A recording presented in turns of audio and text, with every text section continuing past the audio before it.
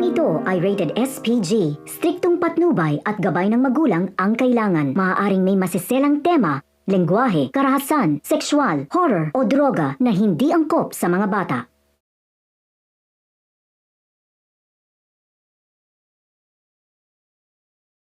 Unti-unting tinatanggal nito ang butones ng pantulog niya habang ginagalugad ng halik ang kanyang leeg pababa sa kanyang dibdib. Nilaro-laro pa nito ang kanyang dalawang bundok gamit ang matulis na dila nito. Pinipigilan naman ni Lian mapaungol sa ginagawa nito. "Voice it out, babe. Soundproof ang room ko," biglang sabi nito nang mapansing kinakagat niya ang kanyang labi para mapigilan ang mga ungol sa ginagawa nito sa kanya. Bigla siyang napahinga ng malalim dahil sa totoo lang ay kanina pa siya nahihirapan sa pagpipigil. Pinagpatuloy nito ang ginagawang romansa hanggang sa nakarating ito sa gitnang bahagi ng kanyang katawan. Una ay nilalaro lang ito ang kanyang tiyan. Maya-maya ay bumaba na ito papunta sa kanyang puson hanggang makarating na sa kanyang mabangong rosas. Halos mababaliw na si Lian sa nararamdamang tensyon sa kanyang pagkababae. Nilalaro ng lalaki ang kanyang pananim hanggang pinapasok ang daliri nito sa kanyang halamang rosas. Nang makontento ang binata sa kanyang mga ungol, ay inihanda na nito ang kanyang armas. Hinawak-hawakan pa ito ng dalaga. Pinahiga ang binata at siya mismo ang sumakay dito at nagpasok ng armas nito sa kanyang kaibuturan. Gumiling siya na parang may hinahabol na kung ano sa bilis ng galaw hanggang sa nabalot ng mga ungol ang tahimik na gabi ng magkasintahan. Nang marating nila ang kanilang sukdulan, hindi na nag-abala pang magsuot ng saplot ang dalawa. Dala ng pagod ay natulog silang hubot-hubad. Kinabukasan ay kapwa maagang nagising ang dalawa dahil maaga silang uuwi ng Quezon. Si Lian ang naghanda ng mga gamit nila habang si Lance naman ay abala sa paghahanda ng sasakyan at pagkakarga ng kung ano-anong palabit ng kanyang ina. Nagsuot lang si Lian ng isang puting dress at bumaba na. Dala ang bag na nilalagyan ng mga damit nila. Nagpaalam lang sila sa ginang at umalis na rin. Hindi nakalimutan ng dalawa maghatid ng mga prutas at kung ano-anong pagkain kila Ate Gracia na madadaanan lang naman nila pauwi ng bahay. Pagdating nila sa bahay ni Lian ay sinalubong si Lance ng mga magulang at ate niya. Gulat na gulat ang mga ito nang bumaba siya ng sasakyan. "Oh, magkasama pala kayo," biglang sabi ng kanyang itay. "Opo, itay, nakita ko siya naglalakad sa kanto kaya sinakay ko na," paliwanag ni Lance sa mga ito. At kumagat naman ang mga ito agad sa palusot ni Lance. Puro lamang pangungumusta ang mga ito sa mama ni Lance at hindi siya pinapansin ng mga ito, kaya naman umakyat na siya sa kanyang kwarto at nagbihis ng pambahay. Dinala niya ang maduduming damit sa laundry area at pagdating niya doon ay naroon na rin ang bag kung saan nakalagay ang mga maduduming damit ng lalaki. Naroon na rin ang tagapaglaban nila, kaya naman nagtungo na siya sa sala para manood ng TV. At sa inuupuan niyang sofa ay kita niya ang binata sa kusina na nakikipagkwentuhan sa kanyang itay habang nagkakape.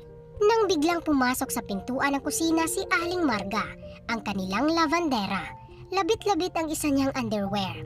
Napatingin naman si Lance at ang kanyang itay sa labit nito, pero binaliwala lang iyon at nagpatuloy sa pinag-uusapan. Lumapit ang labandera sa kanya at sa malakas na boses nito ay nagtanong, "Lian, panty mo ito 'di ba? Nakita ko sa loob ng bag ni Sir Lance." Tanong nito. Bigla siyang napatayo sa sinabi nito. Napapakamot sa noo si Lian at kinakabahan na siya nang makitang nakatingin sa kanya ang kanyang itay at pati na rin si Lance na wari mo'y naghihintay sa kanyang isasagot. Ate, oo, panty ko nga yan. Pinagtapunan ko kasi doon yung mga damit ko. Malapit yung bag ni Lance doon, baka nag-shoot lang." Pagpapalusot niya.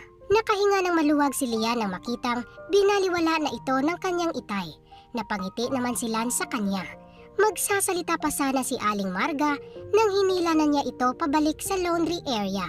Nilakmit niya ang kanyang panty at pinasok sa kanyang bulsa. "Kunti ka na naman doon, hinayupa ka," bulong ni Lian sa sarili.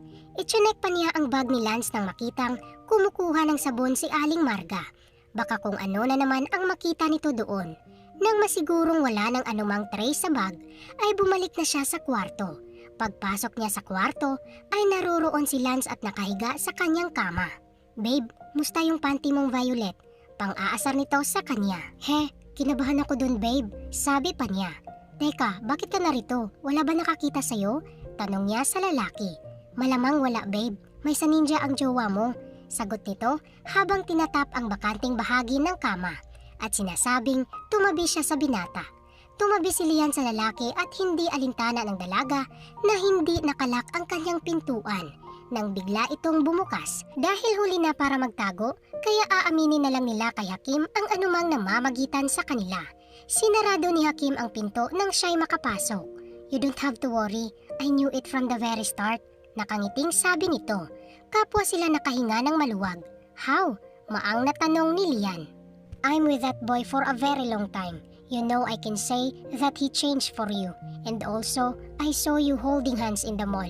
Sabi nito. Nagkatinginan at napatawa ang dalawa. Bro, I will tell them soon. I hope you understand that we need to hide it for now. Can I trust you on that? Saad ni Lance at lumapit kay Hakim. Inabot naman ni Hakim ang kanyang palad na wari pumapayag sa kasunduan. Yeah, this is safe with me. Let's go before someone see us here. Sagot nito at inakbayan si Lance at giniya palabas ng kwarto. Napaupo si Lian sa kama nang makalabas ang mga ito. Kabang-kaba siya sa nangyari at hindi niya ito inaasahan. Pero gayon pa man ay nakahinga siya ng maluwag dahil naiintindihan ng asawa ng ate niya ang sitwasyon nila ni Lance. Lumipas ang mga araw at buwan na ganun ang sitwasyon nila ni Lance. Nakalipat na ng bahay ang ate niya. Maging si Lance ay nasa kabilang bahay na rin. Kaya naman, bihibihira na sila magkita. Graduate na rin si Lian at kasalukuyang nagtatrabaho sa provincial hospital sa lugar nila. May mga pagkakataong bumibisita sa trabaho niya ang kanyang kasintahan, kagaya na lang ngayon na nasa labas si Lance at may dalang kape para sa kanya. Pasado na 11:00 ng gabi at night shift siya pero kaunti lang ang pasyente. Nang mabasa niya ang text ni Lance ay nagtatakbo siya palabas ng ospital at hinanap sa parking area ang sasakyan ng lalaki. Pumasok siya sa sasakyan at excited na niyakap si Lance. Babe, I missed you. Sabik na sabi niya dito. Hinalikan naman siya nito sa mga labi. Nasilbing sagot sa sinabi niya. Babe, I think we should tell them. Sabi nito sa kanya matapos ang halik. Why babe? Something happened? Nagtatakang tanong niya. Kanina, while I was washing the car, umupo si inay sa tabi ng cellphone ko. Tapos napansin kong umilaw ang cellphone. Sabi nito. Naguguluhang tiningnan niya ito.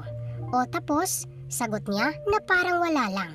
Biglang tinaas ni Lance ang cellphone nito at hinarap sa kanya. Napagulat ang kanyang mga mata nang makita ang screensaver nito.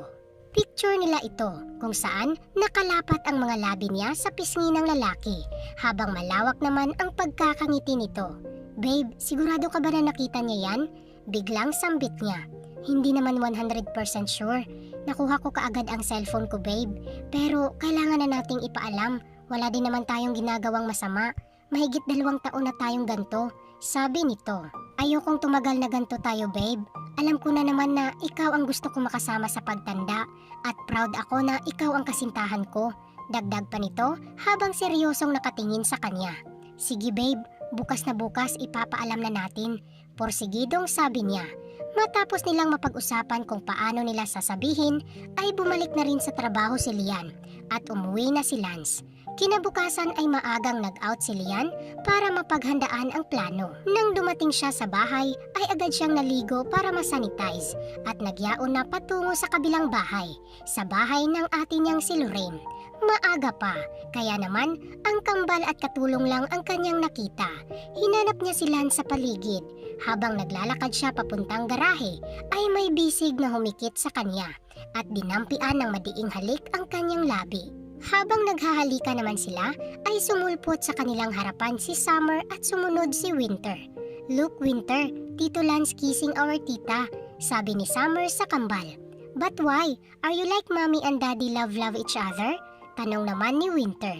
Hindi malaman ni Lance at Lian ang isasagot. No, I don't mean to kiss him. I accidentally fell and I fell for him. Makahulugang paliwanag ni Lian sa mga ito. Okay, sabay na sabi ng mga ito at tumakbo na palayo.